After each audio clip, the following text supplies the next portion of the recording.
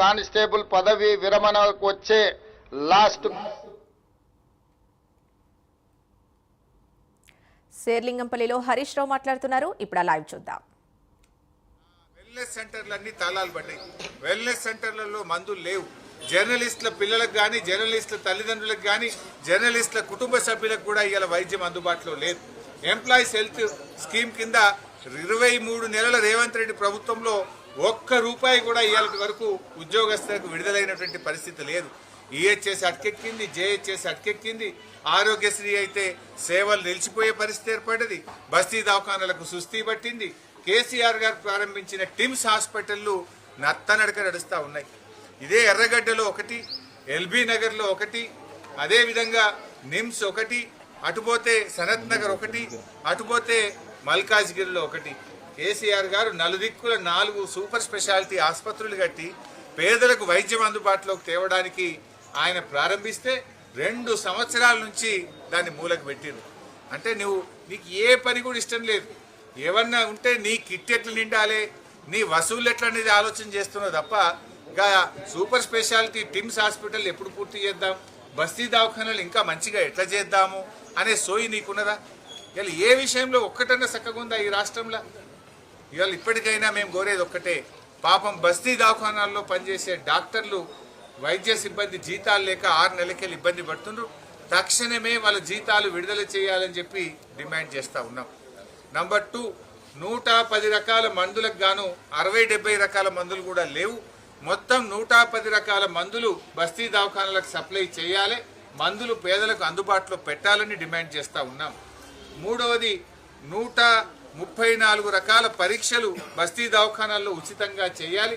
ఇవాళ రీఏజెంట్స్ లేక D3, B12 టెస్టులు తదితర టెస్టులు జరగడం లేదు కనుక మొత్తం 134 రకాల పరీక్షలు ఉచితంగా బస్తీ దవాఖానాల ద్వారా పేదలకు అందే విధంగా ప్రభుత్వం మళ్ళీ పునరుద్ధరించాలని చర్యలు తీసుకోవాలని కోరుతా ఉన్నాం.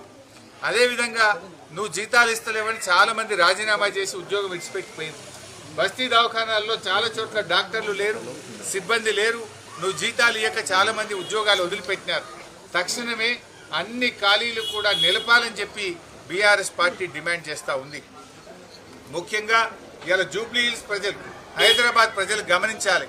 రేవంత్ రెడ్డి ఇవాళ రేపు ఏమంటాడు? జూబ్లీ హిల్స్లో గెలిస్తే నేను బస్తీ దవాఖానాలను అటకెక్కించిన, మందులు లేవు, పరీక్షలు లేవు, సిబ్బంది లేరు, జీతాలు లేవు, అయినా జూబ్లీ హిల్స్ నాకే ఓటేసింది అంటాడు.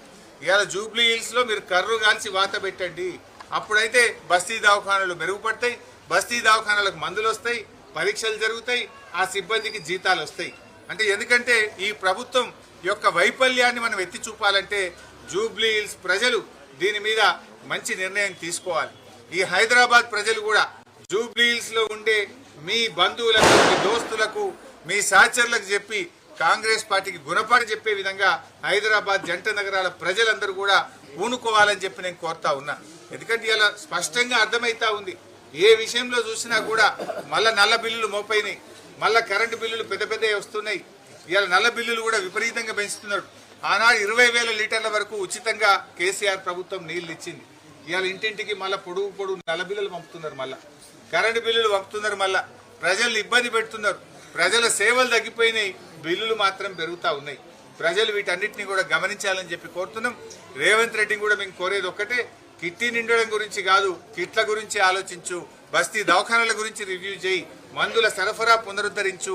కేసీఆర్ కిట్టు పేరు మారుస్తా అన్నావు, పేరు మారిస్తే రాసుకొని ఇందిరాగాంధీ పేరు పెట్టుకుంటావు, నీ పేరు పెట్టుకుంటావు, రాజీవ్ గాంధీ పేరు పెట్టుకుంటావు, పెట్టుకో. కానీ గరీబోళ్ళకు మాత్రం కిట్లు సప్లై వెంటనే స్టార్ట్ చేయాలని చెప్పి డిమాండ్ చేస్తాం.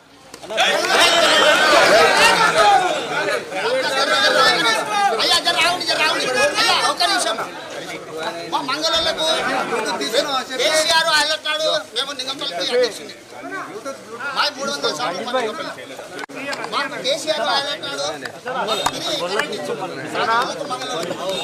ఇప్పటికీ 300 శాతం ప్రతి ఒక్క శాతం 50,000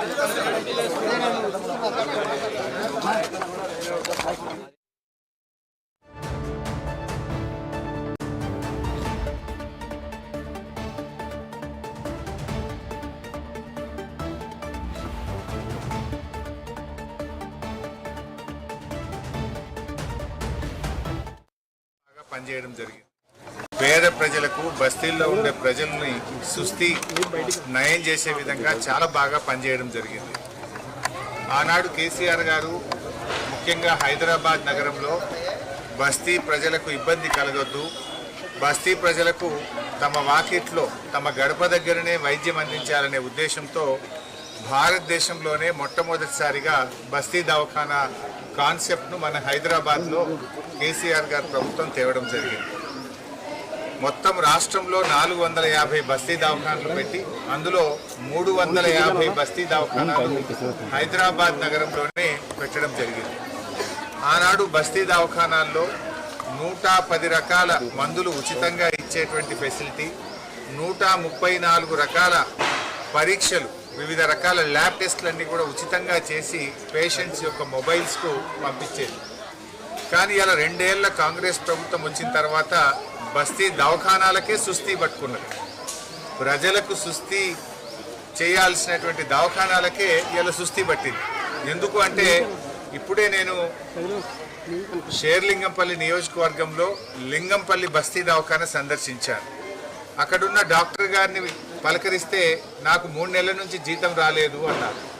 అక్కడున్నే స్టాఫ్ నర్స్ దేవమ్మను పలకరిస్తే నాకు 5 నెలల నుంచి జీతం రాలేదు సార్ అన్నారు. అక్కడ పనిచేసేటువంటి 4th క్లాస్ ఎంప్లాయీ ఆ అమ్మాయిని పలకరిస్తే ఆ అమ్మాయి నాకు 6 నెలలు అయింది సార్ జీతం రాక అంటుంది. మరి అక్కడ ఇవి ఇప్పటివరకున్న bulletin updates. Keep watching Prime 9. నిజం ఇదే మైజం.